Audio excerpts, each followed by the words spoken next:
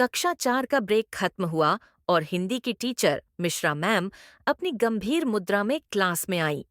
यह कोई आम दिन नहीं था। यह पर्यायवाची शब्द का सरप्राइज टेस्ट का दिन था। रोहन, जो कक्षा का सबसे बड़ा देरी प्रेमी यानी हर काम में देरी करने वाला और दिवा स्वप्न विशेषज्ञ डे ड्रीमर था, घबरा गया।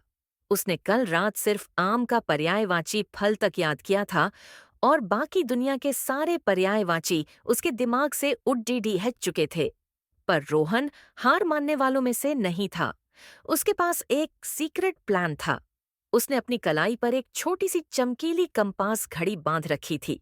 ये कोई साधारण कंपास नहीं था, बल्कि रोहन ने रात भर जागकर सुई के पास बहुत बारीक अक्षरों में सबसे मुश्किल पर्यायवाची शब्द लिख दिए थे, जैसे अग्नि का पावक और वायु का समीर। टेस्ट शुरू हुआ। जैसे ही मैम अपनी कुर्सी पर बैठी, रोहन ने खुफिया तरीके से अपनी आस्तीन थोड़ी ऊपर की ओर कंपास को देखने लगा। समस्या यह थी कि कंपास की सुई हिलती रहती थी। रोहन को कमल का पर्यायवाची पंकज देखना था, जो सुई के ठीक नीचे छुपा था। उसने सबसे पहले अपने सिर को 30 डिग्री दाहिने झुकाया। सुई अभी भी पंकज पर नहीं थी। फिर उसने एक जासूसी मुद्रा बनाई, अपनी बाईं आंख को आधा बंद किया, अपना मुंह थोड़ा टेढ़ा किया और अपनी जीभ का एक कोना बाहर निकाला। शायद इससे एकाग्रता बढ़ाती थी। जब यह भी काम नहीं आया तो रोहन ने सबसे बड़ा जोखिम लिया। वह धीरे से अपनी कुर्सी से उठा, अपने पैरों को जमीन पर घिसटते हुए 10 सेंटीमीटर बाईं ओर सरका और फिर अपने शरीर को इस तरह घुमाया कि उसकी कलाई सीधे उत्तर दिशा की ओर हो जाए। उसने सोचा, अब तो सुई ठहर ही जाएगी और मैं पंकज देख लूंगा। मिश्रा मैम ये सब देख रही थीं। वह इतनी हैरान थीं कि उन्होंने बीच में टोकना जरूरी नहीं समझा। रोहन ने अपनी कलाई को अपनी नाक के पास लाकर पूरी ताकत से फूंक मारी, यह सोचकर कि सुई पर शायद धूल है।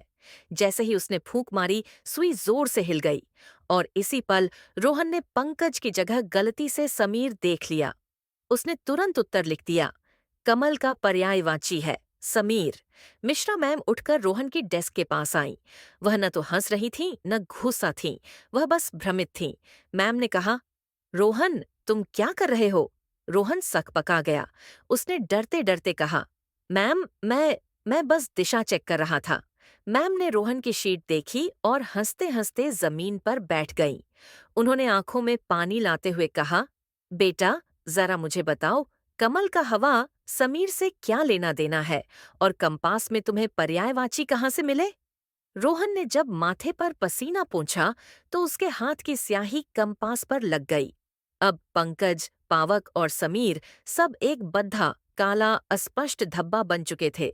रोहन ने हार मान ली और दुखी मन से बोला, मैम, मुझे लग रहा है कि मुझे आज फिर से आम का पर्यायवाची फल ही लिखना चाहिए। मैम ने मुस्कुराते हुए कहा, चलो, कम से कम तुम आम को एंट तो नहीं लिख रहे हो। अगली बार सिर्फ पढ़ाई पर ध्यान देना, दिशाओं पर नहीं। रोहन ने उस दिन सीखा कि धोखा देने के लिए युद्ध स्तर की रणनीति की जरूरत होती है और यह भी कि कुछ चीजें खुली आंखों से देखना सबसे आसान होता है।